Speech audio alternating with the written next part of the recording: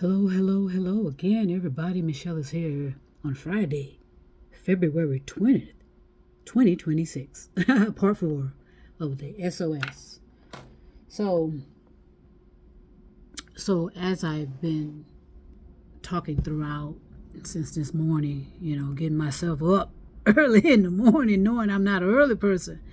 The only time I am an early person if I'm getting up and I'm getting ready to eat something, okay? If you say, hey, let's go do breakfast, okay, I'm up. I don't care what time it is, you know what I mean? But anyway, so I'm preparing my breakfast, lunch, and dinner because I didn't really have a chance to have a good breakfast this morning because like I said, I'm talking about this damn appointment and rambling and carrying on. I just had some fruit, blueberries, grape, which I love. I never liked blueberries, and I can remember as a young girl there was a blueberry tree or plant or something somewhere. Is it a tree or a plant? I don't know. And I think someone was attempting to feed it to me. Nope. I like grapes, which are all right in the same family, duh. But that's just how we are when we are developing ourselves. I know I'm weird. I know I'm weird, unorthodox. And I love it because it's who I am, what I am, and why I am. You know what I mean? I am what I am, and I love it. And so that's my whole intentions for everyone to know. It's about universal love, but it has to start with you. You have to cultivate that and genuinely want to express it. Otherwise, get out of my face and get out of other people's face and stop wasting people's time and most importantly, draining people's energy. Our energy is being drained enough. And so it's just time for people to just get out of everybody's face.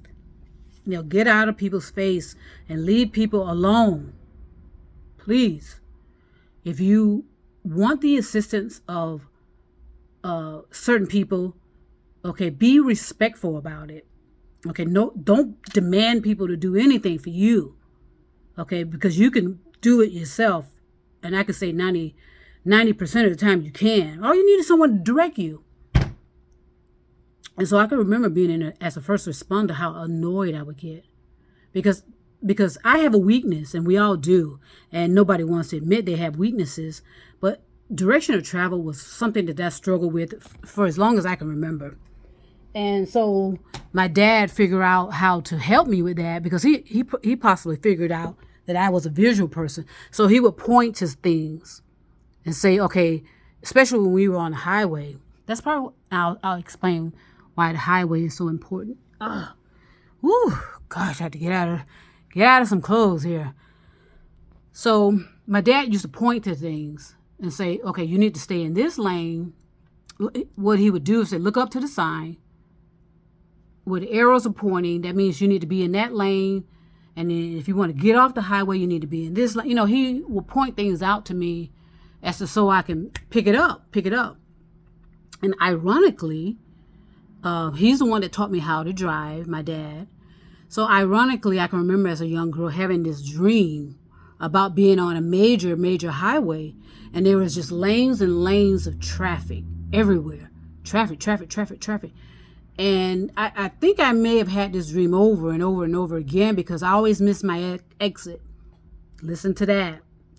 It's like I either missed my exit or I got lost. And I was going in circles. So this dream will always come up. And it felt like I was going on a roller coaster too. It felt like I was going up on that highway and then woof. I don't like roller coasters. So that's a possibility why, the roller coaster concept kept coming into the dream. And there would be signs there. I remember seeing numbers on the signs. And again, I kept missing the exit. And so I had to go back around and start over and blah, blah, blah, blah, blah. So ironically, so I kept having that dream throughout my life into my adulthood. Okay, so I can remember one night when I was working overnight shift, where I was operating off of 2 hours of sleep, if that. And I started to feel something started to conjure up in me because I was on a major highway, because that major highway was being constructed. It was under major construction. So we were out there to protect the citizens. Oh my gosh. And ourselves. Because if we weren't so overpopulated, we could have properly make these repairs on these highways. Whereas we didn't have to come back every 6 months to fix this, to fix that. It's happening here in this particular city too. And now, because that has to be, it's a commodity now. So they do cheap, I don't care what anyone says. Okay, get upset with me all you want. Shadow ban me all you want. Block my videos all you want. What happened is because of the fact that we could not properly construct this highway, because it was a rebuild of this particular highway. It was they were attempting to build it from the ground up. It was major. But no, and then you have the citizens, in these cities and towns and states and countries and wherever they are. Yeah, we want this. Yeah, we want this. We need this. We need this. We have to fix the potholes. There's too many potholes. And so this is, and so I remember talking to one of the foremen with this, that was in charge of this project. And he was telling me, because I remember this particular highway before we started construction on it, it was a 2-lane highway. And I used to be able to get from my parents' house to my home, my little studio, back when I was in my early 20s, in 45 minutes. Now it takes almost 3 hours. Well, it did. It took almost 3 hours back then. I'm no longer in that area. But he said to me, he says, because of the state of that particular highway, he said that it's like it was 90% or something, even more. I guess at least approaching 100% capacity. In other words, it was if the major construction project had not taken on, it would have been a catastrophe at some point. Not being able to handle that flow of traffic. So, but I remember when we started on that project, it was a nightmare. It was like an earthquake came through. It really looked like an earthquake came through, and I was in charge, as well as others, helping to keep these illogical citizens safe. These drivers. I've never in my adult life dealt with such stupidity and ignorance of behaving. Okay, and how people were behaving. Even the people that were in the law enforcement capacity, who were, like myself, responsible for helping to keep people safe. I got more complaints from the law enforcement capacity side of it than I did from the citizens. I expect the citizens to call me this and that and the other and be upset with me because I told them you need to go that way. You can't go this way. It's closed. Can you see that the whole, there's nothing there unless you want to ride off a cliff, ride off a roadway or something.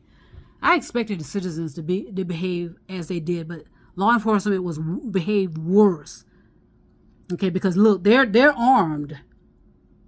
And they could have easily said, I did this or I did that. And then media too. I remember having this media personality, barely 4'11", in my face one night because she could not figure out how to get out of a certain circle where she was. And she was supposedly from the area and supposed to have known wherever she was going. There were detour signs everywhere. There were billboards, flashing lights, all of that. And I never felt so much pressure in my life. and they all would threaten me, but I used to laugh, because they would run to the law enforcement threatening to get me fired. But I was an independent contractor, actually, providing my service to this construction company. And there was no way they were going to get rid of me. No way in hell. Okay? No way in hell, because I protected them. Even though a lot of them were white supremacy, a lot of them were with the KKK and the Christian nationalists. They are all out there as construction workers. And I got them home every night to their family. Okay, so it didn't matter to me who they were. They could have been aliens, for all I know. But they got home safe to their families. Even though some series of events happened, and I'll get back to that later. But as this construction process was happening, I'm telling you, they were building from the ground up. They were knocking down exits that used to be there. The things that people were indoctrinated and spinning and hallucinating under a trance.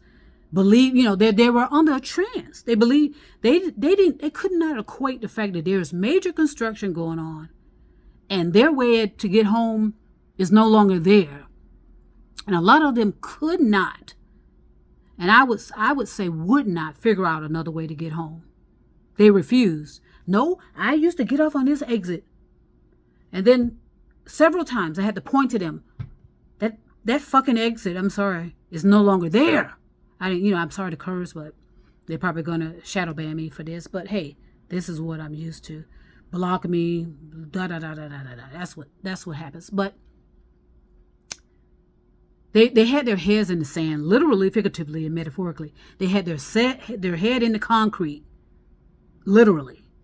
Okay, that exit no longer exists. It's not there. And that's how we are with religion, too. It was never there. So we hallucinate. We're in a trance. The same thing about the process of politics. Okay, So one thing that was so beautiful about all of this, it was a catastrophe. It was destruction, and that was literally, figuratively, and metaphorically, because that was an extremely dangerous process. And like I said, even law enforcement had no idea what the hell to do about it. Okay, because they were not in charge per se, but they were involved per se. We were providing our service as protection to these workers and to these citizens, to make sure they got home safe to their families. And thankfully, on my watch, everybody went home safe. But on other particular on other particular watches, yes, there were some fatalities with law enforcement as well as some of the construction workers. Okay? So I can remember, this was as if we were in a war, and now we are picking up the pieces, literally, figuratively, and metaphorically. And so as we were approaching the end of the war, the end of the construction process, to look at it what it was and what it turned out to be. That was a beautiful process, actually. My hat goes off to that construction company, because they had a proper vision in mind of what they wanted to happen. And despite the casualties, one day I'm gonna go back through there, because I left before they unveiled everything. I didn't need to stay around. I saw that it was beautiful. Okay, I thought they put a lot of good effort into building up this.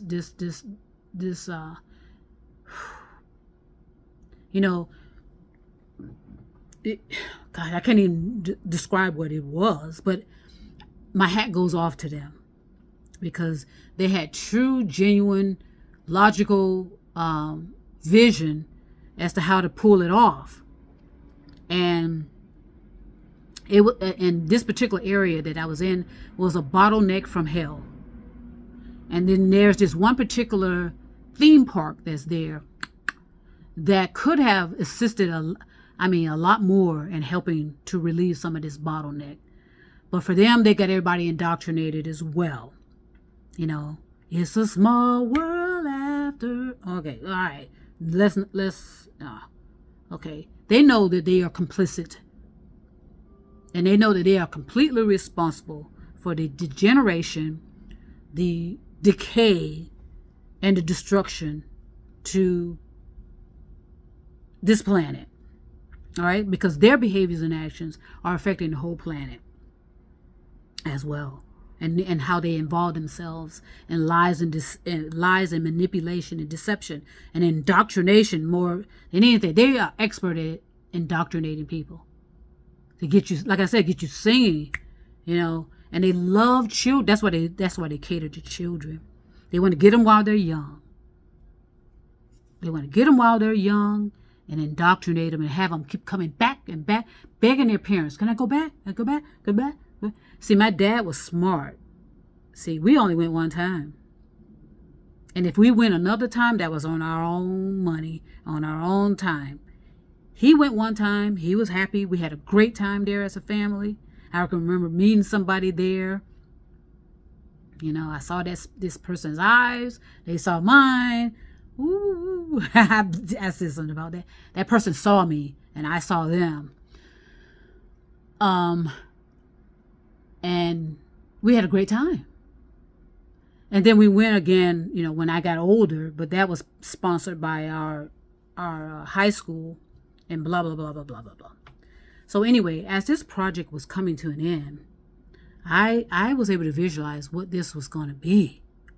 And I was very, very impressed and very, very, when I was working these hours, almost 20 hours, I kept having visions of that dream that I had about being on a highway and feeling like I was on a roller coaster, just going up and down on that highway, up and down, going way up and then falling back down.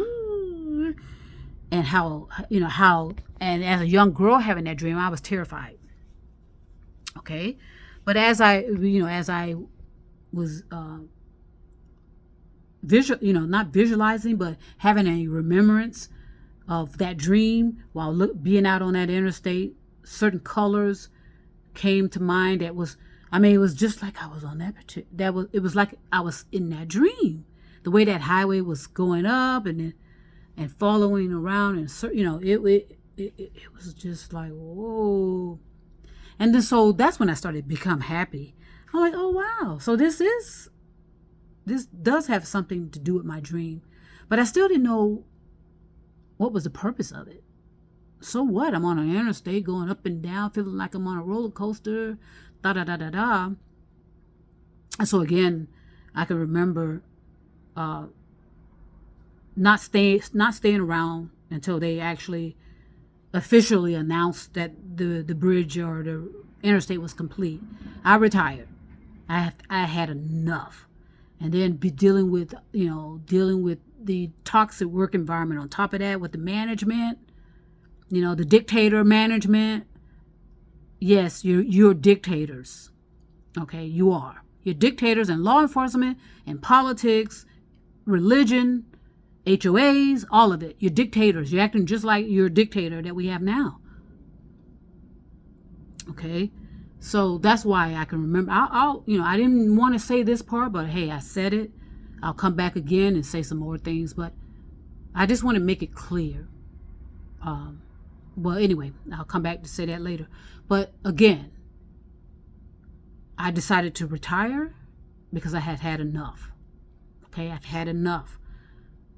And I didn't stay around while they cut the ribbon, so to speak. I can remember when I did retire, I lost my voice for almost 3 months. I may have had COVID, who knows, but I couldn't speak. And thankfully there was nobody that I needed to speak to because we were all texting. So I didn't need to speak. I couldn't speak. And I can remember, again, being in bed. Well, let's just say this. I can remember calling my dad for some reason. I'm not sure why I called him, because I used to pay attention to them, because I had my brother install cameras on their house so that I can, from 3 hours away, I could monitor what was going on. And that's when I knew that what was being told to me about what's going on wasn't happening at all. And so, and that caused some tension and some arguments with some of my siblings.